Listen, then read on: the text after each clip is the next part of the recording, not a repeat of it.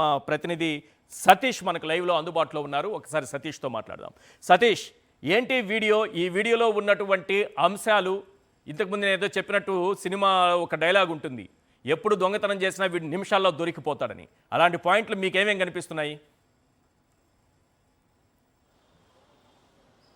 Sir, ఖచ్చితంగా మీరు చెప్పినట్టు ఈ కేసు విషయంలో ఆ దొంగ దొరికిపోవడమే కాదు, పోలీసులు కూడా దొంగలాగా దొరికిపోయినటువంటి పరిస్థితి ఇక్కడ చాలా స్పష్టంగా కనిపిస్తుంది. ఎందుకంటే ఇందులో చాలా స్పష్టంగా ఈ వీడియో పోలీసులు ఆధీనంలో ఉన్నప్పుడు రికార్డ్ చేసినటువంటి వీడియో అని చెప్పడానికి ఇప్పుడే మీరు ఆధారాలన్నీ కూడా వివరించారు. ఇందులో రెండు అంశాలు, ఒకటి జనార్దన్ రావు చెప్పినవన్నీ కూడా అబద్ధాలు, తన ముందు చెప్పినటువంటి స్టేట్మెంట్కి కాంట్రడిక్టివ్గా రెండో స్టేట్మెంట్ ఉంది. ముందు ఇచ్చినటువంటి వీడియోలో ఎక్కడ జోగి రమేష్ పేరు చెప్పలేదు, కానీ తర్వాత ఇప్పుడు ఈ వీడియోలో జోగి రమేష్ పేరు చెప్పారు. ఇది పోలీసుల ఆధీనంలోకి వచ్చిన తర్వాత, ఎప్పుడైతే ఎయిర్పోర్ట్లో ఏ డ్రెస్తో అయితే ఉన్నారో ఆధీనంలోకి వెళ్ళారు, పోలీసుల ఆధీనంలోకి వచ్చారో ఆ తర్వాత రికార్డ్ చేసినటువంటి వీడియోగా చాలా స్పష్టంగా అర్థమవుతుంది. అయితే ఇక్కడ రిమాండ్ రిపోర్ట్లో ఎక్కడ కూడా, ఎందుకనంటే ఈ వీడియో కంటే ముందు ఇప్పటికే మ్యాజిస్ట్రేటు ఆ రిమాండ్ విధించారు జనార్దన్ రావుకి. ఆ సందర్భంగా మ్యాజిస్ట్రేట్ ముందు, న్యాయస్థానం ముందు స్వయంగా పోలీసులు రిమాండ్ రిపోర్ట్ను అక్కడ పొందుపరిచారు. ఆ రిమాండ్ రిపోర్ట్లో ఎక్కడ కూడా జోగి రమేష్ తాను కలిసి ఈ నకిలీ జోగి రమేష్ చెప్తే తాను ఇది చేసినట్టు ఎక్కడ కూడా ప్రస్తావన తీసుకురావలేదు.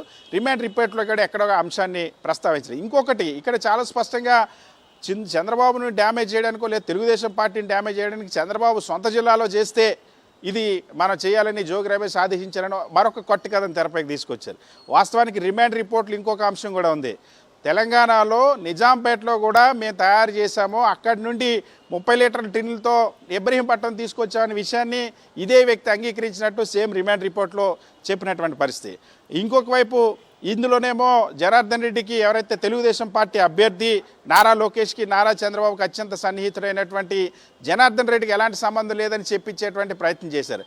కానీ సాక్షాత్తు జనార్దన్ రెడ్డి డ్రైవర్ అష్రఫ్ అనేటువంటి వ్యక్తి అరెస్ట్ అయినప్పుడు అతను రిమాండ్ రిపోర్ట్ను కూడా కోర్టులో ప్రొడ్యూస్ చేసింది పోలీసులు, ఎక్సైజ్ పోలీసులు ప్రొడ్యూస్ చేశారు. అందులో నేను స్వయంగా మా ఓనర్ అయినటువంటి, అంటే టీడీపీ అభ్యర్థి జనార్దన్ రెడ్డికి సంబంధించినటువంటి బ్లాక్ స్కార్పియో వెహికల్లోనే వైన్ షాప్ నుండి ఈ కల్తీ మద్యం బాటిల్ అన్ని తీసుకొని వచ్చి నేను బెల్ట్ షాపులకి సరఫరా చేసిన విషయాన్ని చాలా స్పష్టంగా చెప్పారు.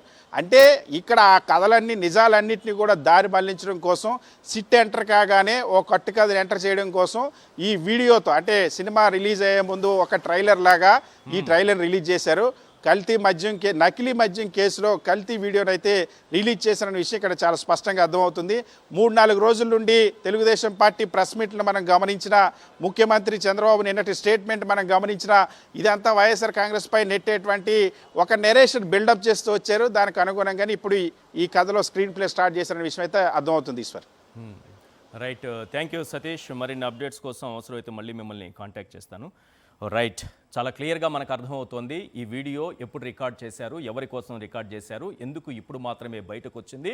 అతను రిమాండ్లో ఉండగా వీడియో బయటకు వచ్చిందంటే అతన్ని ఎయిర్పోర్ట్లోనే అదుపులోకి తీసుకున్న తరువాత, అతన్ని స్టేషన్కి తీసుకెళ్లిన తరువాత విచారణ చేస్తున్న సమయంలో రికార్డ్ చేశారా? అదే నిజమైతే రిమాండ్ రిపోర్ట్లో జోగి రమేష్ పేరు ఎందుకు చేర్చలేదు? అత్యంత ప్రధానమైంది, జయచంద్రారెడ్డికి సంబంధించినటువంటి డ్రైవర్ని అరెస్ట్ చేసిన సమయంలో వివిధ సందర్భాల్లో రిమాండ్ రిపోర్ట్లో ఉన్న అంశం ఏంటంటే, జోగి రమేష్ చెప్తేనే నేను ఇదంతా చేశానంటున్నారు కదా. జోగి రమేష్ చిత్తూరు జిల్లాలో చంద్రబాబు నాయుడు గారి నియోజకవర్గం, ఆయన జిల్లాలోని సొంత నియోజకవర్గంలో, సొంత జిల్లాలో చేస్తే చాలా బాగుంటుందని చెప్తేనే అక్కడ చేశారట.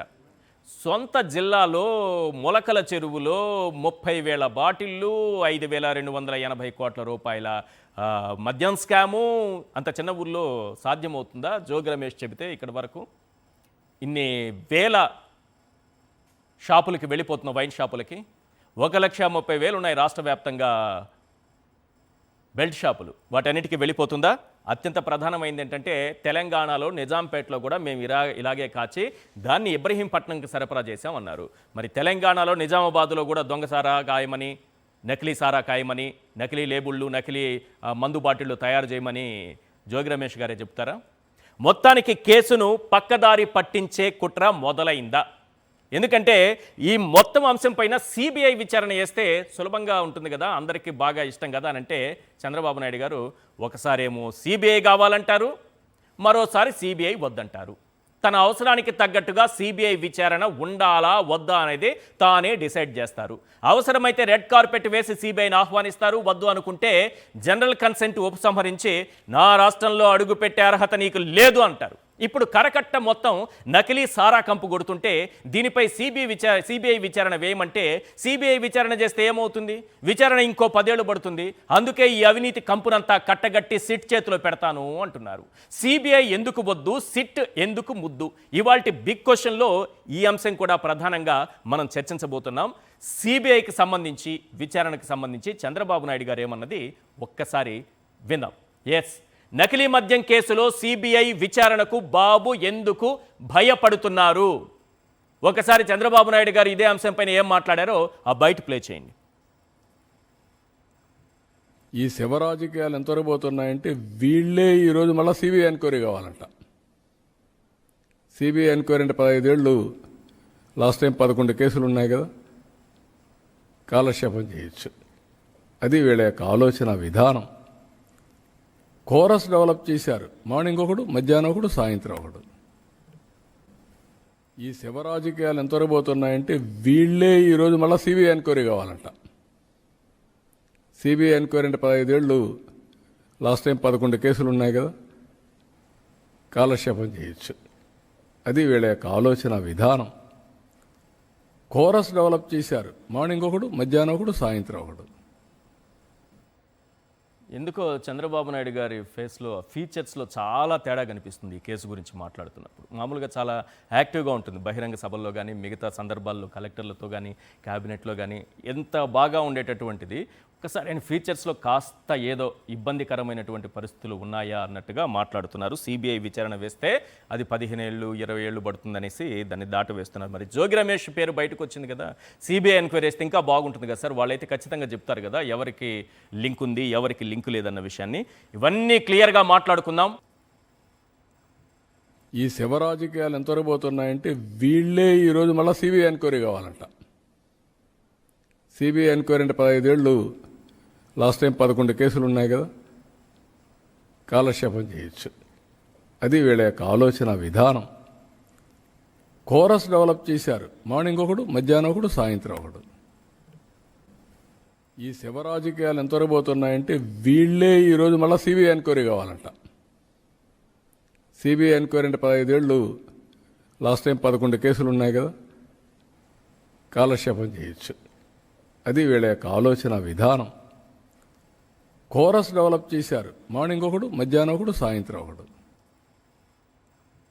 ఈ శివ రాజకీయాలు ఎంతవరకు పోతున్నాయంటే వీళ్ళే ఈరోజు మళ్ళీ సిబిఐ ఎంక్వైరీ కావాలంట.